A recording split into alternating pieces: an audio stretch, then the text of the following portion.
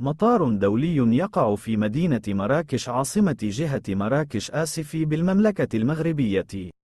يعتبر ثاني أكبر مطارات المغرب من حيث عدد المسافرين بعد مطار محمد الخامس الدولي بالدار البيضاء. يمتد على مساحة 22 هكتار، وتبلغ الطاقة الاستيعابية به 9 ملايين مسافر في السنة، ويرتبط غالبا بالرحلات الجوية القادمة والمغادرة نحو أوروبا، خصوصا رحلات شركات الطيران الاقتصادي.